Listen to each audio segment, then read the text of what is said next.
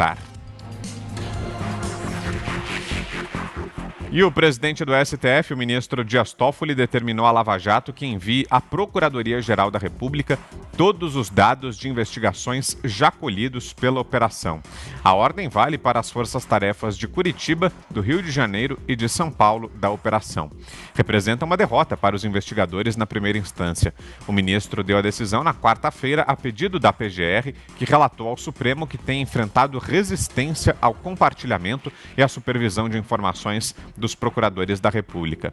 A Procuradoria-Geral ainda relatou ao STF que há suspeita de a Lava Jato estar burlando a lei para investigar o presidente da Câmara, Rodrigo Maia, e do Senado, Davi Alcolumbre, que tem foro privilegiado e deveriam ter eventuais suspeitas submetidas à análise inicial do Supremo.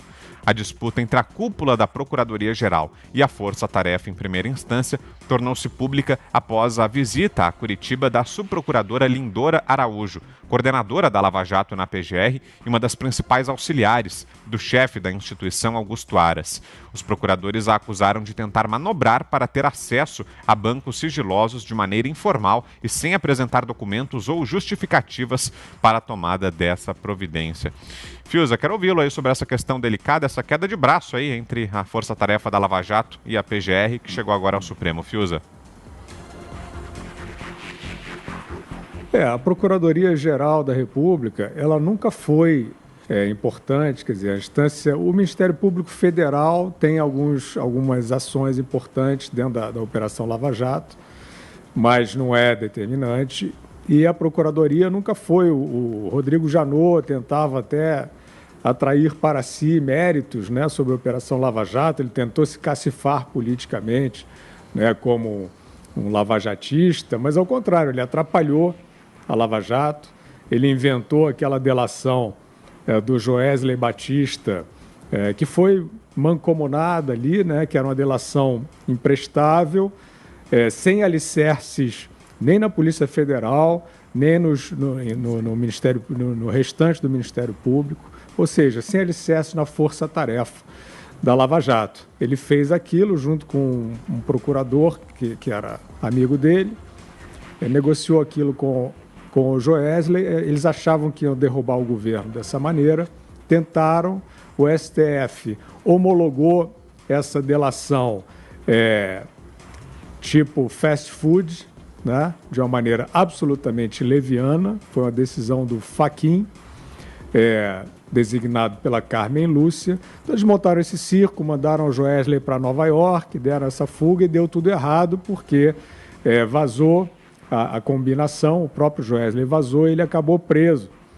E isso foi, na minha opinião, a desmoralização dessa tese de que o Janot, de que a Lava Jato tinha uma supervisão ali do Procurador-Geral. Nunca foi assim. Aparentemente, Vitor, está havendo aí uma recaída, né, dessa tentativa aí de dirigir a operação, ou pior do que isso, né, de frear a operação. A Operação Lava Jato, ela já sofreu, né, de Brasília, e especialmente do Supremo Tribunal Federal, algumas tentativas graves de freio, né, de obstrução das suas ações. O Sérgio Moro sabe disso. Houve algumas houve desmembramento de inquéritos envolvendo Lula, envolvendo Odebrecht. Só que a Lava Jato, ela agindo na plena potência, é que nem fogo morro acima e água morro abaixo. Não tem como segurar. E foi isso que aconteceu, mesmo com inquéritos desmembrados, mesmo antes, inclusive, de se poder prender após condenação em segunda instância, a Lava Jato já tinha feito um estrago no PT, o que não é um estrago, o que é um benefício, né? Um estrago no crime, digamos assim. Então, hoje a Lava Jato é um pouco uma incógnita, porque ela tem esse fronte importante do Covidão, né? A Polícia Federal tem feito avanços importantíssimos nessa área, mas tem uma série de inquéritos, uma série de investigações e de processos que estão, pelo menos ao que me chega, ralentados ou até paralisados, né, envolvendo a delação do Palocci, por exemplo. Ela abriu uma série de frentes de investigação. Eu não ouço falar da maturação de nenhuma delas. A delação do João Santana, lá atrás, o marqueteiro do Lula, foi preso, do Lula e da Dilma, foi preso e contou tudo. Abriu uma série. E o que eu quero dizer, Vitor, é o seguinte, isso não é apenas para você ir lá e pegar o PT, não. Isso é porque esses caras, esse grupo fez um sistema de corrupção no país. Quando você fala em Lava Jato, você fala na depuração de uma intoxicação institucional, BNDES, Petrobras, projetos, aparelhamento de cima a baixo no território nacional.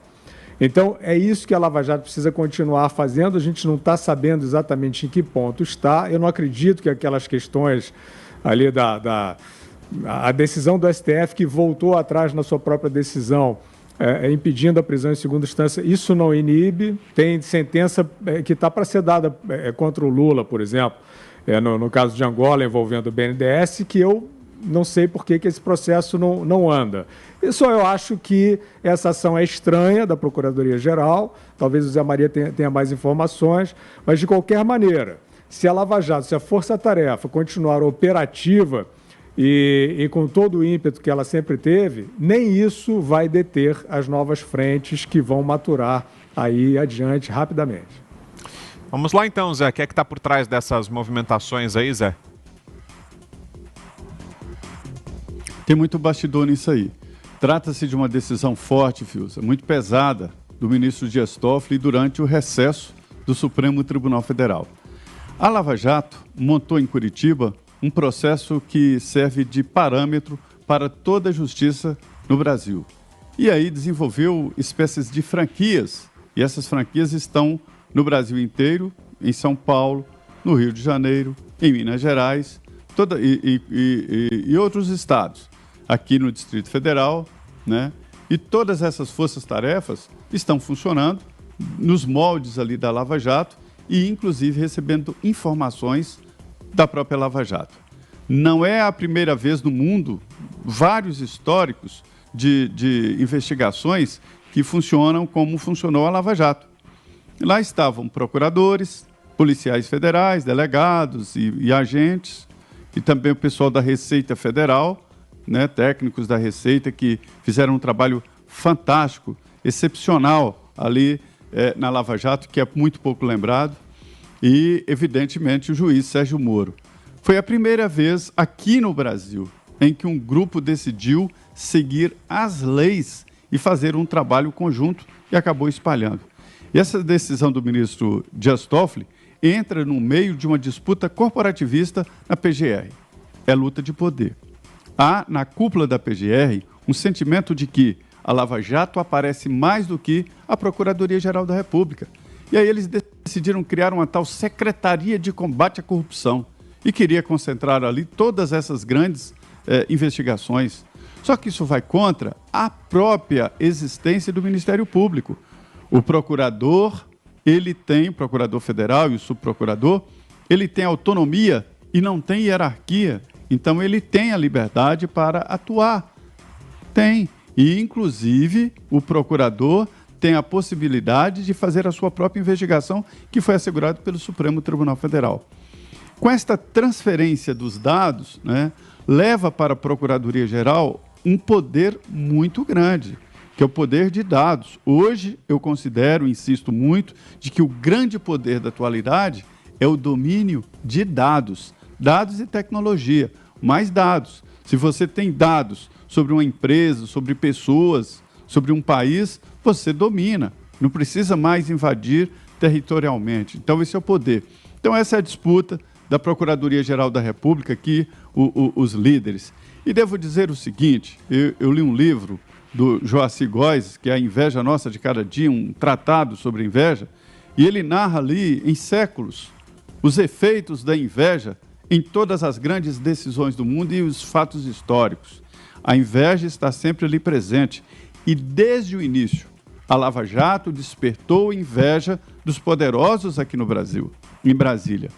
Desde o início. Então, a inveja é uma mola importantíssima na história que todos nós devemos prestar atenção.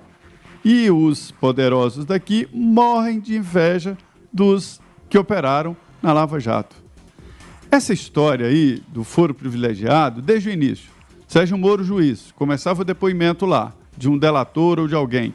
Quando ele falava, o deputado, nós não estamos investigando funcionários públicos.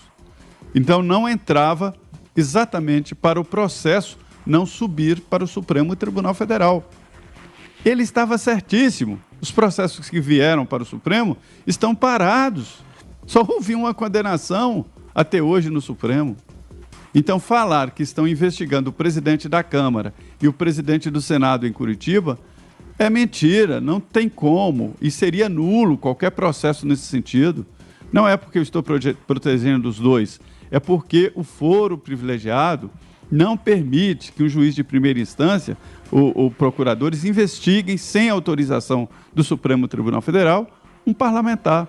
Então, o que está aí, em primeiro lugar, não se esqueçam, é a velha e antiga inveja. E, em segundo lugar, é uma disputa por poder, né? O poder de manter ali os dados. O que a Lava Jato colheu é uma quantidade muito boa de informações e de dados que dá para a abertura de processos em décadas. Diga, Ana. Eu posso ver isso que o Zé falou com uma perspectiva muito real, até aqui também, fora do Brasil, porque depois da Operação Lava Jato e de toda a estratégia desenhada, né, pela operação, e que hoje a gente vê, né, que a estratégia virou franquias pelo Brasil, o nome do país começou a ser visto de uma maneira diferente, até por investidores, até na área econômica. Então, uma dobradinha Paulo Guedes e Lava Jato sempre trouxe um sorriso diferente aqui para os investidores, no sentido de que, além do liberalismo econômico, do mercado mais aberto, um Estado mais enxuto, a gente começaria a viver também uma era do combate à corrupção.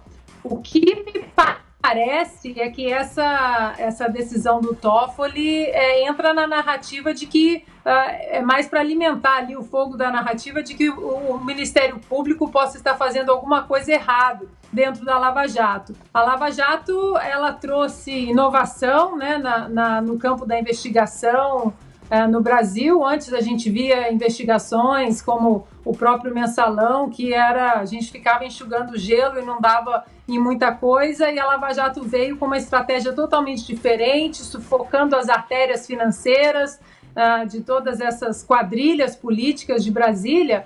E a pergunta agora que a gente vai ter que descobrir em algum momento, né, a gente espera pela transparência que essas operações e essas decisões como a do ministro Toffoli, elas têm que ter, por que a gente está vendo uma certa interferência na primeira instância, nos estados. Porque da mesma maneira que é ilegal que os estados, a primeira instância, investigue parlamentares e pessoas com foro privilegiado, o contrário também tem uma veia ilegal de pessoas que não têm o foro privilegiado estarem sendo investigadas também por competências que cabem exatamente nesse âmbito do foro. O que a gente espera e que a gente vai continuar cobrando é transparência nessa operação.